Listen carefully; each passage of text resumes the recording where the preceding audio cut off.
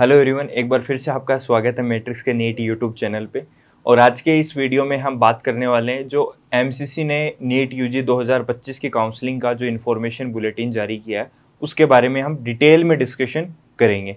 तो वो जो बुलेटिन जिसमें से मुझे ऐसा लगता है कि बहुत सारी बातें हैं जो आपके कोई खास काम की नहीं है, बट बहुत सारी बातें अपने जो काम की हैं वो इस आज के इस प्रेजेंटेशन के माध्यम से मैं आप सभी लोगों के साथ में साझा करने वाला हूँ।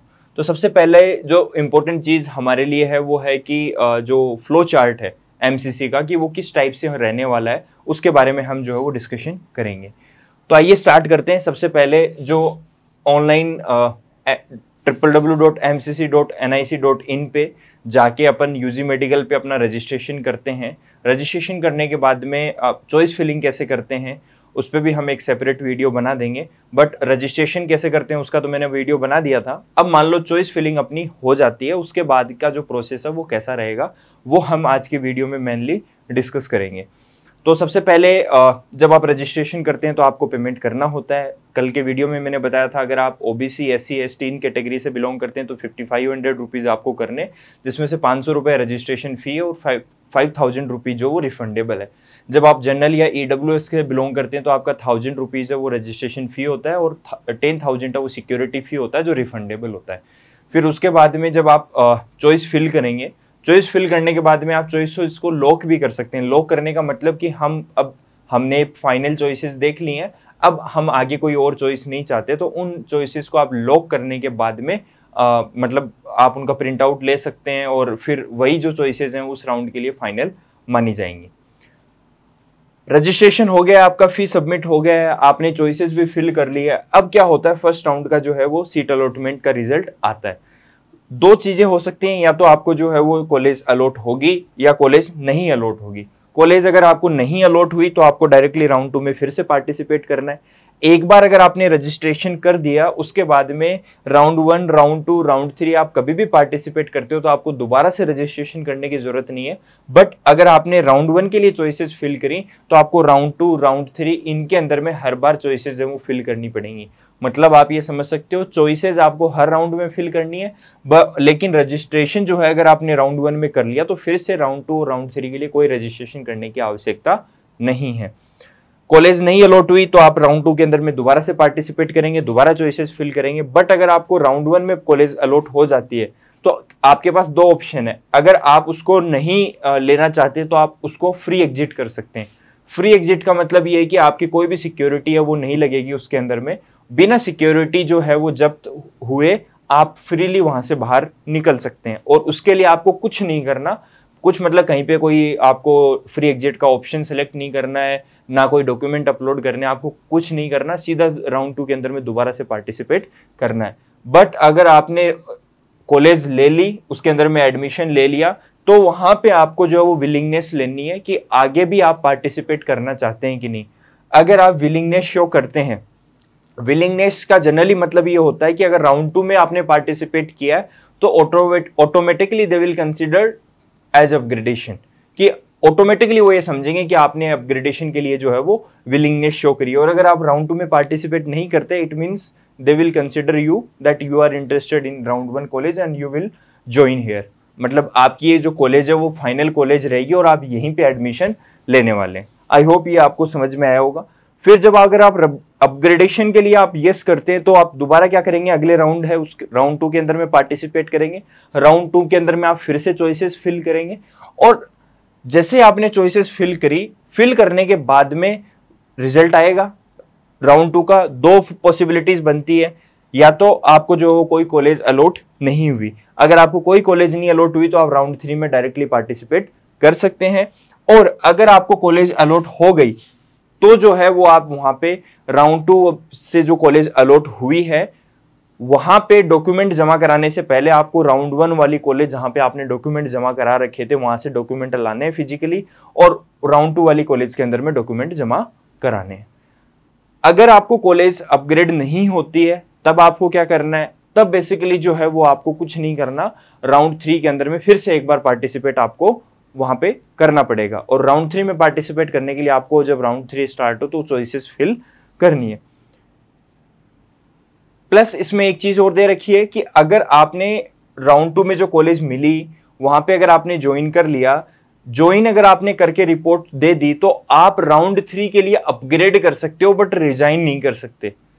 इसका मतलब ये हुआ कि अगर एक बार आपने राउंड 2 की कॉलेज को अगर ज्वाइन कर लिया है, ज्वाइन करने का मतलब वहां पे जाके डॉक्यूमेंट जमा करा दिए हैं, तो जो है वो राउंड 3 के रिजल्ट आने के बाद में अगर आप ये चाहते हो कि भाई मैं वहां से ज्वाइन नहीं करना चाहता, मेरे को स्टेट में अच्छी कॉलेज मिल रही है, तो आप वहां से रिजाइन नहीं कर पाओगे।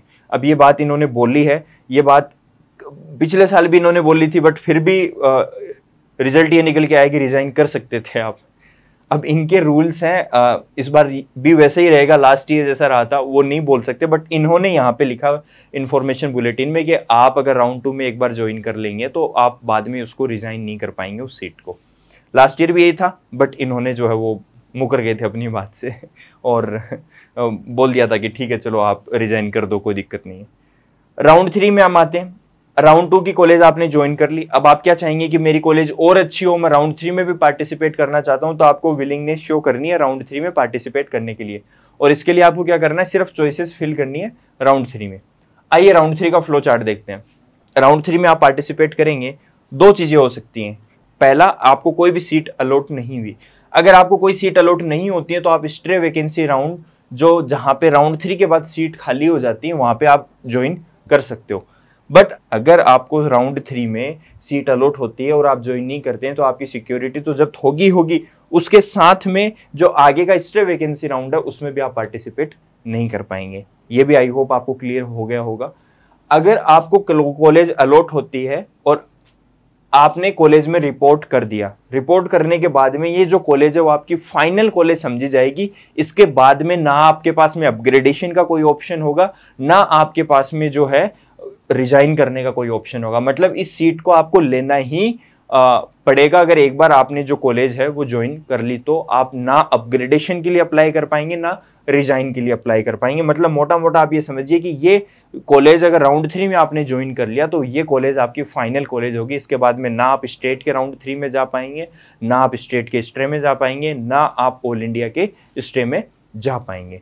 तो उम्मीद करता हूं ये चीजें आपको अच्छे से समझ में आई होगी। प्लस इसमें एक जो केस है वो रह गया है, जैसे कि मान लो किसी पर्सन ने राउंड 1 के अंदर में कॉलेज जो है वो ज्वाइन कर ली, डॉक्यूमेंट्स दे के आ गया, राउंड 2 के अंदर में उसने जो है चॉइस फिल करी और उसकी कॉलेज अपग्रेड नहीं हुई। अपग्रेड का मतलब ये होता है कि जैसे मान लो राउंड 1 में आपको एसपीएमसी बीकानेर अलॉट हो गई, फिर राउंड 2 में आप क्या चाहोगे कि एसपीएमसी बीकानेर से अच्छी कॉलेज मेरे को मिले। लाइक जैसे राजस्थान में बात करें तो एसएमएस जयपुर है, और इंडिया में भी और बहुत सारी कॉलेजेस हैं जो एसएमएस जयपुर से अच्छी हैं। आप क्या करोगे, वही कॉलेज फिल करोगे जो एसपीएमसी बीकानेर से अच्छी होंगी। और आपको ये ध्यान भी रखना है कि अगर मान लो आपने कहीं किसी भी राउंड के अंदर में कोई कॉलेज ज्वाइन कर ली है, तो अगले राउंड में आपको वही कॉलेज फिल करनी है जो रैंकिंग वाइज उससे अच्छी हो। ये गलती मत करिएगा कि उस जो कॉलेज आपको मिल गई है उससे भी लो लेवल की कॉलेज आप अगले राउंड में फिल कर दो। गलती से अगर वो लो लेवल की कॉलेज मिल गई तो आप ये नहीं बोल पाएंगे नहीं नहीं नहीं मेरे को तो एसपीएमसी बीकानेर ही चाहिए, ऐसा कोई नहीं सुनेगा। जैसे ही आपकी कॉलेज अगर अपग्रेड होगी, अपग्रेड होने का मतलब ये नहीं कि ऊपर उठ गई, अपग्रेड होने का मतलब ये है कि चेंज हो गई। कई लोग ऐसे समझ लेते हैं अच्छा अपग्रेड का मतलब ये होगा सर अगले राउंड में हम जितनी भी चॉइसेस भरेंगे एसपीएमसी बीकानेर से जो अच्छी कॉलेज होगी वो हमको अलॉट हो जाएगी। ना, अगले राउंड में आप जो चॉइसेस फिल करेंगे उसमें आपको रैंकिंग के हिसाब से जो भी कॉलेज मिल रही होगी वो मिलेगी। और रैंकिंग के हिसाब से कैसे मिलती है, सपोज आपने 10 चॉइसेस भरी, सबसे ऊपर एम्स दिल्ली भरा, फिर मान लो आपने मौलाना आजाद भरा, फिर लेडी हार्डिंग भरा, फिर उसके बाद में वीएमसी भरा। एक एग्जांपल दे रहा हूं। तो जब काउंसलिंग कमेटी होती है उसका सॉफ्टवेयर कैसे आपको वो देखता है, सबसे पहले वो देखेगा अच्छा आपको एम्स दिल्ली मिल रहा है, नहीं मिल रहा, तो वो सेकंड नंबर की चेक करेगा, फिर वो थर्ड नंबर की जो आपकी चॉइस फिलिंग है वो चेक करेगा। मान लो ऐसे करते करते करते 18 नंबर की चॉइस फिलिंग है वो क्या हो गया, मिल गया आपको, तो वो 18 नंबर की दे देगा आपको। अब ये हो गया कि आपको ने एसपीएमसी बीकानेर फर्स्ट राउंड में अलॉट कर लिया, आप रिपोर्ट करके आ गए। अब अगले राउंड में आपने क्या किया, सबसे ऊपर मान लो आपने फिल किया एम्स जोधपुर, फिर आपने फिल किया एसएमएस जयपुर, फिर उसके बाद में आपने फिल कर दिया एसएनएमसी जोधपुर, फिर उसके बाद में आरएनटी उदयपुर फिल कर दिया। अब अगले राउंड में आप उन्होंने देखा एम्स जोधपुर मिल रहा नहीं मिल रहा, फिर वो एसएमएस पे मिल रहा, मान लो नहीं मिल रहा, नहीं मिल रहा, फिर वो एसएनएमसी पे आए कि एसएनएमसी जोधपुर मिल रहा है, मिल रहा है, तो उन्होंने वो अलॉट कर दिया। अब आप ये नहीं बोल सकते नहीं जी एसएमएमसी जोधपुर है वो तो एसपीएमसी बीकानेर से नीचे आता, मैं नहीं लूंगी ये कॉलेज या लूंगा, मेरे को तो वही कॉलेज चाहिए। आप ऐसा नहीं कर सकते। तो आपको कायदे से क्या करना चाहिए था, आपको सिर्फ 2 ही कॉलेज फिल करनी चाहिए थी, एसएमएस जयपुर और एम्स जोधपुर, दैट्स इट। समझ पाए आप मेरी बात को? तो इस तरीके से जो है वो आपको चॉइसेस फिल करनी है। अब हम उस टॉपिक पे आते हैं वापस कि आपने राउंड 1 में कॉलेज ज्वाइन कर लिया, राउंड 2 में आपने अपग्रेडेशन के लिए अप्लाई किया। मान लो राउंड 2 में जैसे मैंने बताया एम्स जोधपुर और एसएमएस जयपुर 2 ही कॉलेज आपने फिल किए, और हुआ ये कि आपको इन दोनों में से कोई सा भी नहीं मिला, तो मतलब आपका अपग्रेडेशन हुआ नहीं, कॉलेज चेंज हुआ नहीं, तो आपकी वही कॉलेज रह गई। कौन सी? एसपीएमसी बीकानेर। आप अपग्रेडेशन के लिए अप्लाई करते हैं और नेक्स्ट राउंड में आपको कोई भी कॉलेज नहीं मिलता है, इसका मतलब ये होता है कि आपको वही कॉलेज जो पहले राउंड में मिली थी, उस मतलब प्रीवियस राउंड में मिली थी, वही रिटेन रह जाती है। ठीक है, रिटेन कब रहती है? जब आप कॉलेज में जाके ज्वाइन कर लेते हो उसको। क्लियर हुआ? राउंड 1 में कॉलेज आपको मिली, ज्वाइन कर लिया, राउंड 2 में आपने कॉलेज वापस से अपग्रेडेशन करने के लिए चॉइस फिल करी और आपको कोई कॉलेज नहीं मिला। तो ऐसी सिचुएशन में अगर आप कॉलेज छोड़ना चाहेंगे तो आपकी जो सिक्योरिटी है वो जब्त नहीं होगी, बिना सिक्योरिटी फॉरफिट हुए आप अपनी सीट वहां से विड्रॉ कर सकते हैं। क्लियर है? आई होप ये सारी बातें आपको समझ में आई होंगी। अब आगे बढ़ते हैं अपन। राउंड 1 देख लिया, राउंड 2 देख लिया, राउंड 3 देख लिया। अब स्ट्रे वैकेंसी की बात करते हैं अपन। स्ट्रे वैकेंसी राउंड के अंदर में रजिस्ट्रेशन होंगे वो फ्रेश होंगे, दोबारा से रजिस्ट्रेशन आपको करना पड़ेगा, भले ही आपने राउंड 1, 2, 3 में पार्टिसिपेट किया हो या नहीं किया हो। आपने क्या किया? फ्रेश रजिस्ट्रेशन कर लिया, सीट अलॉट हुई, मान लो यस, नहीं हुई, सीट अलॉट ही नहीं हुई आपको, तब तो कोई दिक्कत ही नहीं है।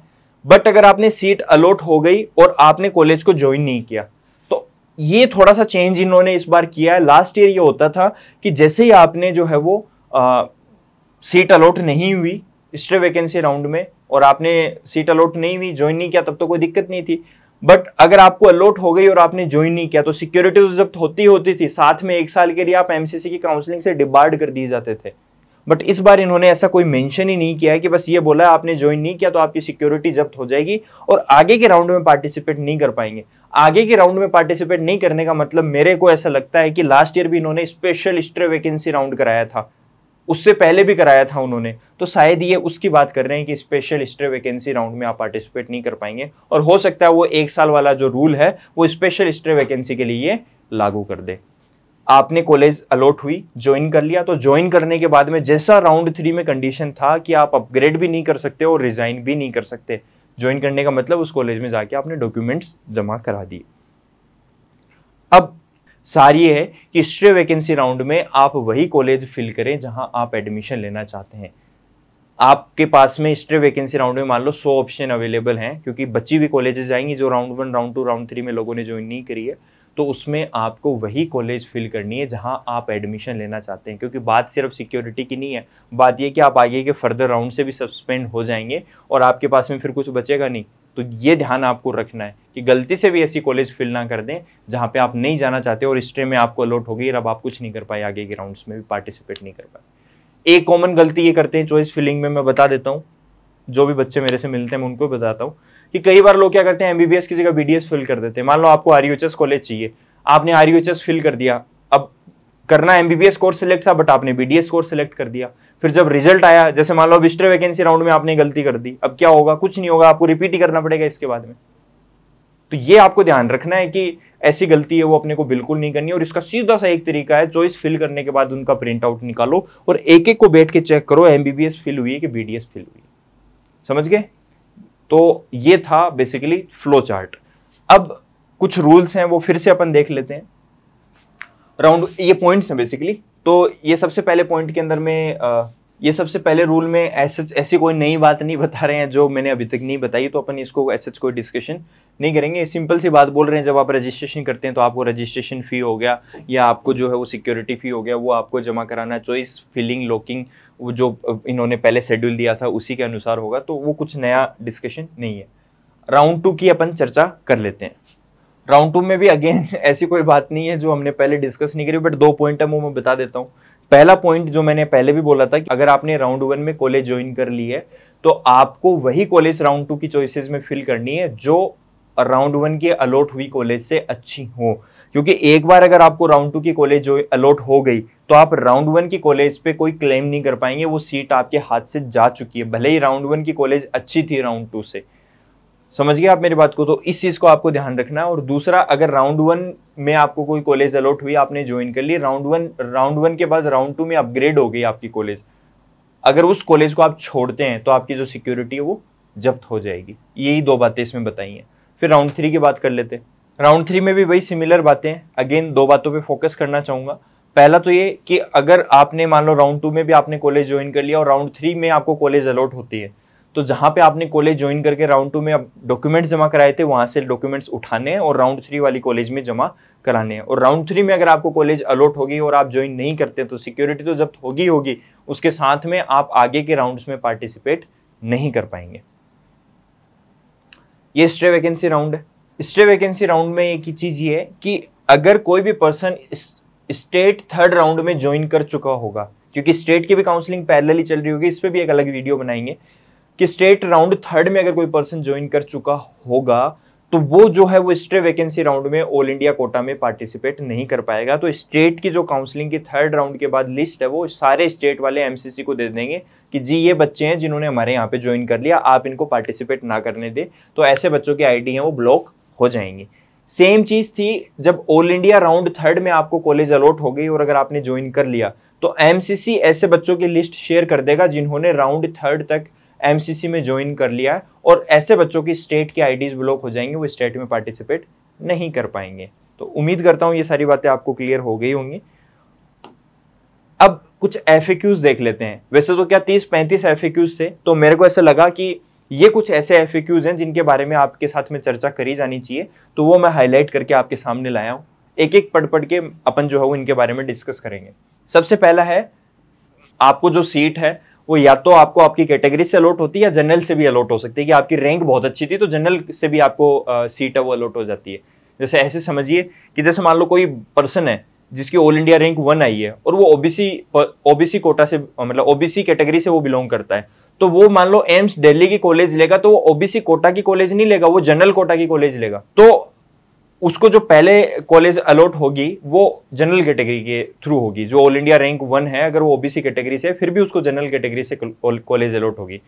तो इस पॉइंट में ये बोलना चाह रहा है कि अगर मान लो किसी को फर्स्ट राउंड में मान लो एसपीएमसी बीकानेर मिला, ओबीसी कैटेगरी से वो बिलोंग करता था, और जब रिजल्ट आता है ना तो उसमें एक होता है अलॉटेड कैटेगरी, एक कॉलम आता है, ये आप ऐसे आइडेंटिफाई कर सकते हो कि जैसे आपका नाम राहुल है, राहुल के आगे नाम आया कि इसकी जो अलॉटेड कैटेगरी है, कि इसको जो सीट अलॉट हुई है वो कौन सी कैटेगरी से हुई है। अगर ये ओबीसी से बिलोंग करता है, ओबीसी से हुई है फर्स्ट राउंड में एसपीएमसी बीकानेर और इसने ज्वाइन कर लिया, बट राउंड 2 के अंदर में क्या हुआ, जब रिजल्ट आया तो इसके अलॉटेड कैटेगरी में इसके सामने लिखा हुआ था जनरल। तो ये आपको ध्यान रखना है कि अलॉटेड कैटेगरी वो मैटर करती है। अगर जनरल लिखा हुआ है तो अपन कई बार ये सोचेंगे कि यार एसपीएमसी बीकानेर में तो ऑलरेडी डॉक्यूमेंट जमा करवा के आ चुके हैं, अब क्या हमको दोबारा डॉक्यूमेंट जमा कराने की जरूरत है। लेकिन आपको दोबारा कॉलेज में जाना पड़ेगा और वहीं पे आपको दोबारा ये बताना पड़ेगा कि मेरी कैटेगरी चेंज हुई है तो मेरे को रिकंसिडर किया जाए। अगर आप ऐसा नहीं करेंगे तो सीट कैंसिल हो जाएगी आपकी। तो इस चीज का आपको ध्यान रखना है कि अगर आपकी कैटेगरी चेंज होके सेम कॉलेज भी अगर आपको अलॉट होती है, क्योंकि जब कॉलेज अलग अलॉट होगी तब तो अपन डॉक्यूमेंट लेने जाएंगे, पहले वाले में डॉक्यूमेंट लेने जाएंगे और दूसरे में जमा कराएंगे, बट जब कैटेगरी चेंज हुई और कॉलेज चेंज नहीं हुई तब भी आपको उसी कॉलेज में जाना और जाने के बाद में आपको दोबारा से वहां पे रिपोर्टिंग करके आनी है। ये पॉइंट ऐसा बोल रहा है। फिर ये जो 24 नंबर का एफएक्यूज है ये बोल रहा है कि अगर आपने गलती से डीम्ड यूनिवर्सिटी की जो काउंसलिंग का कोटा है वो सेलेक्ट कर लिया और अगर आप ऑल इंडिया कोटा सिलेक्ट करना चाहते हैं वापस से, तो आप कैसे कर सकते हैं। तो उसके लिए रीसेट रजिस्ट्रेशन का ऑप्शन आता है, और ये मैं वैसे बता दूं इन जनरल भी रजिस्ट्रेशन का रीसेट करने का ऑप्शन आता है कि आपसे कोई और गलती हो गई, कोई स्पेलिंग वगैरह कहीं नाम वाम में, वो भी आप जो है वो करेक्ट कर पाएंगे इस रीसेट रजिस्ट्रेशन के थ्रू। तो ये जनरली विंडो ऐसा होता है कि अब ये चॉइस फिलिंग स्टार्ट हो जाएगा राउंड 1 का, तो इसके मतलब 1-2 दिन के अंदर में ये वापस आ जाएगा कि आप अपने रजिस्ट्रेशन को रीसेट कर सकते हैं। बट ये ऑप्शन एक ही बार अवेलेबल होता है पूरी काउंसलिंग के दौरान। तो ये ध्यान रखना है कि गलती अगर कोई हो भी गई है तो उसको आप रीसेट रजिस्ट्रेशन के माध्यम से एक बार सोल्व कर सकते हैं। अगर रीसेट रजिस्ट्रेशन में भी आपने दोबारा गलती कर दी है तो उसका फिर कोई इलाज नहीं है। फिर जो 26 नंबर का जो एफएक्यू है वो ये बोल रहा है कि जो स्टे वैकेंसी राउंड है उसमें कौन लोग एलिजिबल नहीं है, तो एक तो वो लोग एलिजिबल नहीं है जिन्होंने रजिस्ट्रेशन ही नहीं किया, दूसरा वो लोग एलिजिबल नहीं है जिन्होंने स्टे राउंड शुरू होने से पहले कहीं सीट होल्ड कर रखी है, यानी किसी ने ऑल इंडिया राउंड 3rd में कॉलेज ज्वाइन कर ली या किसी ने स्टेट राउंड 3rd में ज्वाइन कर ली, ऐसे लोग जो स्टे में पार्टिसिपेट नहीं कर पाएंगे। तो ये बात इसमें बोल रहा था। फिर बात करते हैं 29 का जो है क्वेश्चन FAQ ये बोल रहा है कि आपको ज्वाइनिंग के टाइम कौन कौन से डॉक्यूमेंट्स लेके जाना रहेगा। तो उसकी एक लिस्ट दे रखी है, वो लिस्ट मैं यहाँ पे नहीं बोलूँगा, आप इन्फॉर्मेशन बुलेटिन में डिस्क्रिप्शन में लिंक अटैच करवा दूंगा टीम से बोल के, तो वो जो डिस्क्रिप्शन है उसके 29 पॉइंट में आप सारे डॉक्यूमेंट्स देख लीजिएगा। बस मेन चीज़ इसके अंदर में यही है कि जो आप जितने भी डॉक्यूमेंट्स लेके जाएं वो सेल्फ अटेस्टेड जरूर लेके जाएं। सेल्फ अटेस्टेड मतलब फोटोकॉपी करवा के आपके खुद के साइन होने उसके अंदर में चाहिए कि ये मैंने सेल्फ अटेस्टेड कर दिए हैं, तो अब ये मेरी जिम्मेदारी है अगर इसमें कोई फॉल्ट मिलता है तो। एक चीज़ मैं यहाँ पे बोलना चाहूँगा कि मान लो कई बच्चे ऐसे होते हैं कि उनके फादर के नाम में या फिर कहीं पे भी कुछ ऐसा डॉक्यूमेंट में गड़बड़ है कि आपके डॉक्यूमेंट में फादर का नाम अलग है, फादर के खुद के डॉक्यूमेंट में नाम अलग है, तो आप एक 100 रुपीज़ का स्टाम्प पे ये चीज़ लिखवा के लेके जा सकते हैं कि ये जो पापा के मान लो उसमें नाम है राहुल कुमार और आपके डॉक्यूमेंट में नाम है Rahul Kumar Sharma, for an example, तो आप ये बोल सकते हैं कि मेरे डॉक्यूमेंट में जो ये नाम और पापा के डॉक्यूमेंट में ये जो नाम है ये दोनों एक ही पर्सन को बिलोंग करता है और इसकी सारी जिम्मेदारी मेरी है। तो ये आप अगर स्टाम्प पेपर साथ में लेके चले जाएंगे 100 रुपीज़ के स्टाम्प पे लिखवा के, तो आपको कोई दिक्कत नहीं आएगी। ये इसमें SC ST OBC NCL और AWS सर्टिफिकेट अगर आप एप्लीकेबल हो इनके लिए, तो इसका भी फॉर्मेट इस इन्फॉर्मेशन बुलेटिन में दिया हुआ है और वो उसी फॉर्मेट पे आप लेके वो जाएं कास्ट सर्टिफिकेट अपना। फिर 30 जो पॉइंट है उसमें ये बोल रहा है कि मेरे पास में जो बर्थ सर्टिफिकेट या कास्ट सर्टिफिकेट है वो दूसरी लैंग्वेज में, तो दूसरी लैंग्वेज मतलब मान लो सपोज इंग्लिश के अलावा कोई दूसरी लैंग्वेज में, तो उसका क्या करना है। तो इन्होंने बोला है कि जहाँ पे इंग्लिश वाले डिमांड करते हैं साउथ वाले स्टेट में, तो वहां पे आप इंग्लिश की कॉपी जो है वो टेस्टेड करके साथ में जरूर लेके जाएं। 31 पॉइंट के अंदर में इन्होंने बोला है वही कि अगर मान लो आपके 2 डॉक्यूमेंट है उनमें नाम अलग अलग है, कि बर्थ सर्टिफिकेट में नाम पापा का अलग है, 10th की मार्कशीट में अलग है, एग्जाम्पल दे रहा हूँ, तो उस केस का मैं बता चुका हूँ। 100 रुपये के स्टाम्प पेपर पे आपको लिखवा के लेके जानी है कि ये जो इश्यू है ये कोई बात नहीं, ये दोनों नाम एक ही इंसान को बिलोंग करते हैं, इसकी जिम्मेदारी मेरी। 32 नंबर पॉइंट के अंदर में बोला है, 32 नंबर के पॉइंट में बोला है अगर मेरे पास ओरिजिनल डॉक्यूमेंट्स नहीं है तो मैं क्या करूं। तो आप कुछ नहीं कर सकते। आपको अगर ओरिजिनल डॉक्यूमेंट नहीं है तो आप किसी भी कॉलेज में जाके रिपोर्टिंग नहीं कर सकते। कि मान लो किसी को बोले कि सर मैंने ऑल इंडिया राउंड 2 में ना ज्वाइन कर ली कॉलेज, अब स्टेट के राउंड 2 में भी मेरे को कॉलेज अलॉट हुई है, तो वो मैं बिना डॉक्यूमेंट्स के ज्वाइन कर सकता हूँ क्या? आंसर है नहीं। आपको ऑल इंडिया राउंड 2 वाली जो कॉलेज है अलॉट हुई है, वो जहाँ पे डॉक्यूमेंट जमा करा रखे हैं वहां से डॉक्यूमेंट लाने पड़ेंगे, और स्टेट वाली जो कॉलेज है वहां पे जमा करवाने पड़ेंगे। तो इस चीज का आपको ध्यान रखना है कि बिना ओरिजिनल डॉक्यूमेंट के जो है वो आप कॉलेज ज्वाइन नहीं कर पाएंगे। ये कुछ FAQs हैं बेसिकली जो फी रिफंड से रिलेटेड है, क्योंकि जब बच्चा कॉलेज में चला जाता है तो उसकी बहुत क्वेरीज आने लग जाती हैं कि सर कॉलेज भी मिल गई है लेकिन पैसा नहीं आया अकाउंट में वापस। तो उसके लिए भी इन्होंने अच्छी चीज करी है कि इस बार FAQs दिए हैं रिफंड से रिलेटेड, तो उसमें भी जो मुझे जरूरी लगे वो मैंने यहाँ पे मतलब फिल्टर आउट किए हैं और वो आप लोगों के साथ डिस्कस कर लेते हैं। सबसे पहला तो इसमें ये बोल रहा है कि 2 नंबर का है कि कौन कौन सी मेरे को फी रजिस्ट्रेशन के टाइम में जो है वो पे करनी पड़ेंगी। तो एक तो आपको रजिस्ट्रेशन फी पे करनी पड़ेगी जो नॉन रिफंडेबल है, और दूसरा आपको सिक्योरिटी फी पे करनी पड़ेगी जो कि रिफंडेबल है। रजिस्ट्रेशन फी होती है मैंने बताया SC ST OBC के लिए 500 रुपये होती है और जनरल EWS के लिए 1000 रुपये होती है। और अगर आप प्राइवेट यूनिवर्सिटी यानी डीम्ड यूनिवर्सिटी के लिए पार्टिसिपेट करना चाहते हैं तो आपको 2 लाख रुपया पे करने पड़ेंगे। तो उस केस के अंदर में आपको 2 लाख रुपया जमा कराना पड़ेगा। तो ये इसमें यहाँ पे बोल रखा है, ये 2 लाख रुपया है, ये बेसिकली रिफंडेबल होता है, तो कोई दिक्कत नहीं होगी आपको।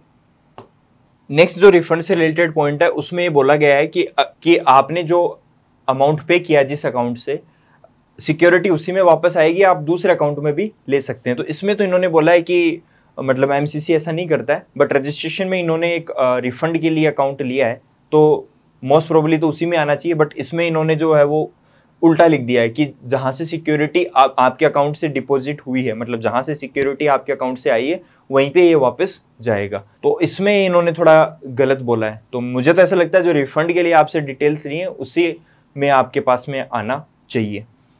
फिर नेक्स्ट आपको ये बोला है कि अगर आपने एक बार से ज्यादा पेमेंट कर दिया तब क्या होगा। तो उन्होंने बोला है कि जब एक बार से ज्यादा आपने पेमेंट कर दिया तो 30 दिन के अंदर में आपके पास में जिस अकाउंट से आपने पेमेंट किया उसी के अंदर में वापस आ जाएगा।